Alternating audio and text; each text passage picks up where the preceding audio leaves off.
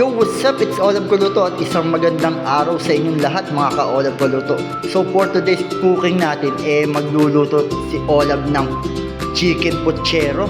Dahil yun nga yung request ko kay Bossing at bumili ako ng halos 3 kilos na manok at mabigyan niya yung ating mga alaga dahil nga walang pasok. So sabi ko nga kay Bossing, dagdagan na yung ating lulutuin. So yun nga mga classmate, at mag-uumpisa na ako magprito.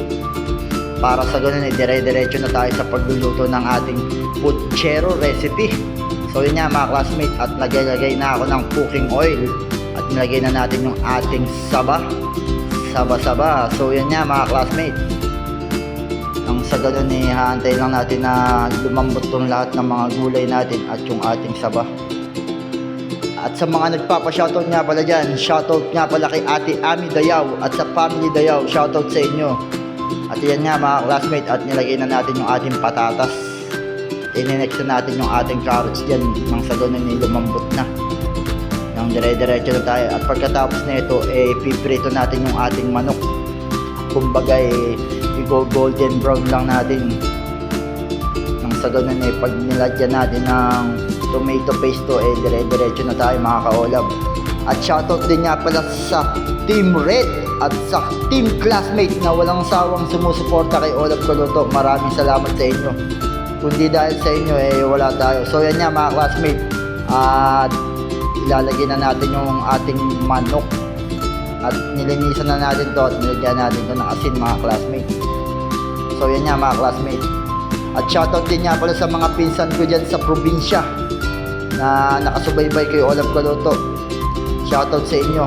At sa mga pinsan ko dyan sa Mambog, lalo na kay Ate Netnet Fulgencio, shoutout sa inyo.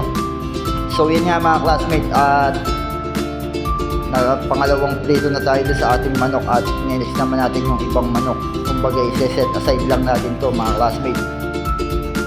At shoutout din nga pala kay Consejal na nakita ko kanina at kay RD Cervantes, shoutout sa inyo. So yun nga mga classmate, at papalitan lang natin to at dito tayo magluluto.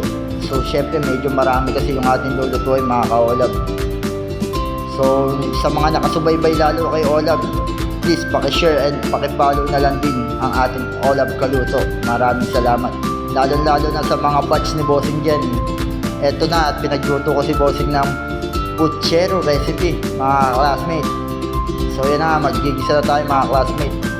At sabi ko nga kay Bossing bibilisan natin dahil nga marami pa tayong ginagawa So yan nga mga classmate, kung nakakain na ba ang lahat, so ano pa hinihintay nyo? Kung meron kayong manok, i-puchero nyo na mga classmate. So yan nga mga classmate, at kung napapansin nyo, at nalagyan na natin yung ating tomato paste at yung ating kamatis. So lulutuin lang natin to, kumbaga palalabnawin lang natin yung ating tomato paste. Nasa sa inyo yan mga classmate kung tomato sauce o tomato paste ang gagamitin nyo.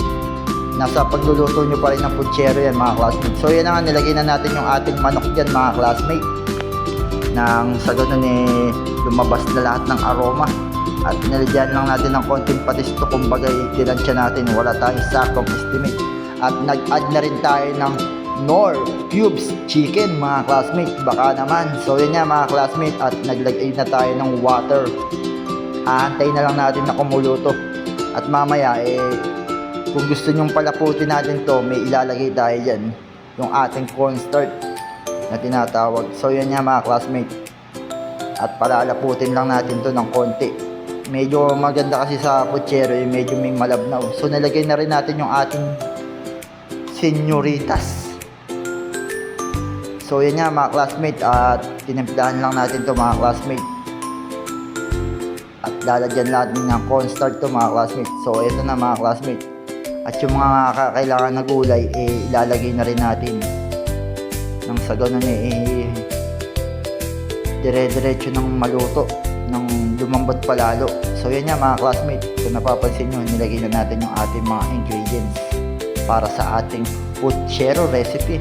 So ano pa mga ka-Olab Kuluto, try nyo rin magluto ng puchero. Baka yan ang goal nyo para sa inyong pananghalian. So yun nga mga classmate, At tikiman time na to mga classmates. Ready na yung ating recipe for today, ang ating putsero. So hanggang dito na lang mga classmates. So thank you for watching mga kaolab kuluto. Maraming salamat. Thanks for watching and subscribe. Bye bye.